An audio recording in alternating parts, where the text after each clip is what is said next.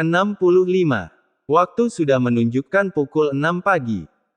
Namun nampaknya tak membuat seorang pria berbola mata biru keabu-abuan yang terkenal gila kerja itu masih nampak santai, tak menunjukkan pergerakan untuk memulai aktivitas kerjanya di perusahaan. Ia saat ini seperti masih nampak terlihat santai di kamarnya. Mas tidak jadi ke kantor hari ini?" seru Adinda pada sang suami setelah dirinya baru selesai memasak di dapur. Al menoleh, dan ia pun langsung memeluk erat tubuh mungil sangat istri.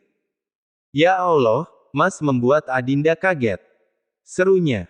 "Aduh kamu ini sayang, selalu saja kaget kalau Mas memelukmu, memangnya Mas ini hantu apa?" sahut Al dengan masih memeluk manja istrinya. "Ya bagaimana Adinda tidak kaget Mas, Masnya selalu mendadak seperti itu kalau memeluk, membuat Adinda jantungan tahu," sahutnya. "Sayang Mas bahagia sekali hari ini," seru Al. "Bahagia kenapa Mas?" balas Adinda. "Ya bahagia sayang karena Mas tidak perlu menunggu anak berusia 3 tahun untuk membuatmu hamil lagi," sahut Al bahkan dengan rautnya yang begitu sumringah.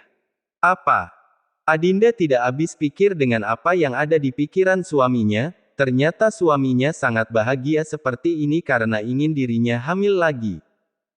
Tak ingin terlalu memikirkan hal yang dipikirkan oleh sang suami, kini Adinda mencoba untuk melakukan obrolan lainnya yang juga tak kalah penting. "Mas duduk dulu ya, kan tidak enak kalau berdiri seperti ini," serunya. "Mas, Vita dan Andrew kan baru kemarin melangsungkan akad pernikahannya, Mas masih ingin Andrew bekerja Mas, tidak disuruh cuti dulu begitu," lanjut Adinda. "Untuk itu tenanglah sayang, Mas sudah memikirkannya, tentu Mas memberikan dia cuti, Andrew kan juga ingin sayang meluangkan waktunya untuk berbulan madu," sahut Al. Adinda sangat senang mendengar jawaban suaminya, ia kira suaminya akan terus menyuruh Andrew untuk bekerja sesuai keinginannya, tapi ternyata tidak. "Mas, jadi Mas hari tidak jadi berangkat ke kantor?" ulang Adinda lagi. "Mas akan tetap ke kantor sayang, tapi Mas ingin berangkat nanti siang saja," sahutnya. "Ya sudah kalau itu memang keinginan Mas," sahutnya. Anak masih bersama Mama dan Papa?" tanya Al. "Iya Mas, mereka bersama Oma dan Opanya, Mama sedang menyuapi mereka sarapan," sahut Adinda. Al kembali merengkuh tubuh mungil sang istri agar dapat merasakan kehangatan dari balik tubuh kekarnya. Tak ada lagi pembicaraan dari mereka hingga akhirnya. "Mas, besok Adinda mau main ke rumah ayah ya?" serunya meminta izin. "Kenapa kamu tidak mengatakannya dari tadi sayangku?" "Tentu Mas akan mengizinkan jika kamu ingin main ke sana," sahut Al. "Terima kasih Mas," ucapnya berterima kasih. Denganku ke sana sayang," putus Al. Di lain tempat namun masih berada dalam waktu yang sama nampak seorang wanita yang sudah menyandang status sebagai seorang istri itu, nampaknya tengah disibukkan dengan aktivitas paginya. Ya, di pagi hari ini Vita nampak mondar-mandir tengah bertempur di dapur barunya untuk menyiapkan sarapan paginya bersama sang suami. Dengan langkah perlahan dan sedikit terlatih-tatih, Vita melakukan aktivitasnya, meski masih terasa sakit di bagian sensitifnya, namun tak menyurutkan semangatnya untuk membuatkan sarapan untuk sang suami. Sedangkan di ruangan lain atau lebih tepatnya di ruangan kerjanya, nampak sang suami Andrew masih memeriksa beberapa berkas penting, ia tak tahu jika sang istri yang ia suruh untuk menggunakan waktunya untuk beristirahat di kamar malah sibuk memasak. "Aku rasa semuanya sudah selesai, dan berkas-berkas ini tinggal aku serahkan pada Tuan Al," gumamnya. "Ini sudah pukul 6 lewat, kenapa makanan yang ku pesan masih belum datang?" imbuhnya. Dan Andrew pun mulai beranjak menuju kamar di mana sang istri beristirahat. Dilangkahkannya kaki jenjang nan kokoh itu hingga sampailah di tempat yang ia tuju. Kriet, Andrew membuka pintu kamarnya. Andrew begitu tersentak kaget kala ia tak mendapati keberadaan sang istri. "Vita, di mana istriku? Apa mungkin di kamar mandi?" Ia menuju kamar mandi untuk melihatnya. Kenapa tidak ada? Di mana istriku? Serunya. Rasa khawatir kini mulai menyelusup dalam kerelung hatinya, bagaimana tidak, istrinya Vita masih belum pulih benar akibat perbuatannya semalam, dan sekarang ia tengah mendapati ketidakberadaan sang istri. Kamu di mana sayang?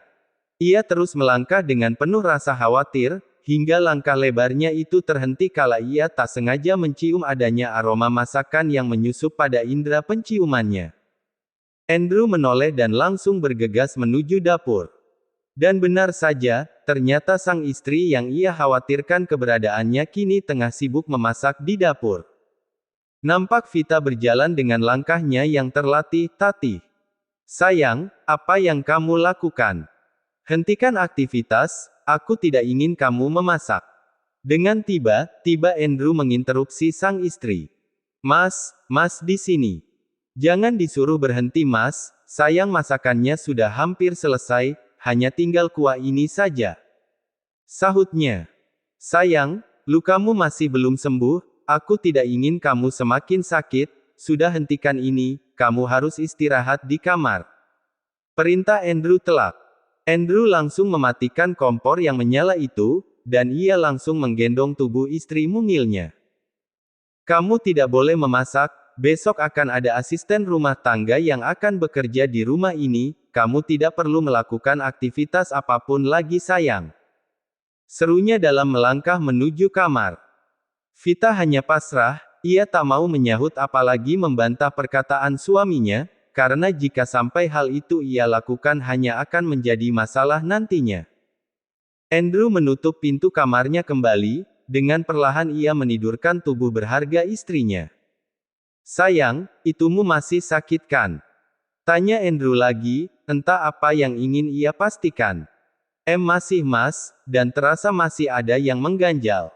Jujur Vita dengan malu. Maafkan Mas ya sayang, seharusnya Mas tidak melakukannya dengan lama, apalagi itu pertama kalinya bagi kamu.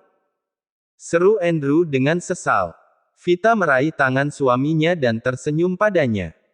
Tidak apa-apa Mas, yang Vita dengar dari cerita orang-orang, hal itu memang biasa terjadi pada seorang gadis yang melakukan malam pertamanya. Sahut Vita dengan tersenyum. Andrew menahan tawanya kala ia mendengar jawaban istrinya yang begitu polos. Mas kenapa? Ada yang lucu dengan Vita? Tanya Vita yang merasa heran dengan tingkah suaminya. Tidak sayang, hanya saja kamu ini sangat polos sekali, memangnya kamu tidak pernah melihat hal yang seperti itu, selain hanya mendengar. Sahut Andrew dengan tatapan tak biasanya. Melihat hal yang seperti itu apa? Sudahlah Mas jangan yang aneh-aneh, tidak boleh melihat yang seperti itu dosa, mendengar cerita saja itu sudah cukup. Sahutnya dengan raut yang mulai tak bersahabat. Andrew tergelak mendengar jawaban dari istrinya, menurutnya istrinya sangatlah unik dan pintar, tidak pernah melihat tapi bisa paham dengan hanya mendengarkan cerita saja, pintar memang. Di sebuah rumah mewah nan indah, namun sangat memiliki penjagaan yang ketat bak sebuah penjagaan di penjara, kini seorang wanita hanya duduk terdiam merenungi nasibnya. Kesepian, merasa tak dianggap, sedih dan menyesal, itulah yang ia rasakan. Akibat dari perbuatan jahatnya ia harus mendekam di dalam rumah tanpa boleh melangkahkan kakinya untuk dapat melihat hamparan luas di luar sana. Hanya dari sebuah jendela kecillah ia dapat melihat halaman tempat pengasingannya, namun sepanjang ia bisa menatap semuanya tak lepas dari penjagaan para manusia bertubuh kekar dengan raut terlihat garang. Ya, disinilah saat ini Cynthia berada, di sebuah rumah mewah yang terletak di tengah hutan, di mana tak pernah terdengar adanya suara manusia sebagai tanda masih adanya kehidupan, sungguh hal ini terasa begitu menakutkan. Di dalam kamarnya Cynthia menatap ke arah luar jendela. Baru 1 minggu dirinya diasingkan di tempat ini, namun bak setahun rasanya.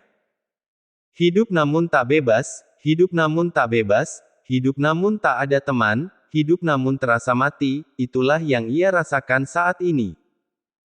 Memori akan masa di mana dirinya masih menjalin kasih dengan Kelvin, satu-satunya pria yang telah mengambil kesuciannya dan juga pria yang sering mengisi hari-hari dengan kebahagiaan meski salah, kini kembali teringat dalam otak kecilnya.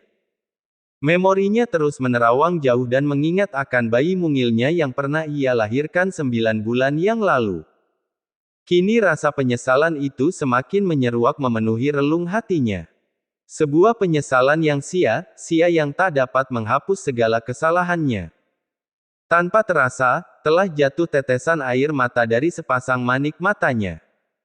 Anakku, maafkan Mama nak, semoga kamu bisa tumbuh bahagia bersama papamu, karena hanya dialah orang terbaik yang bisa merawatmu. Lirihnya.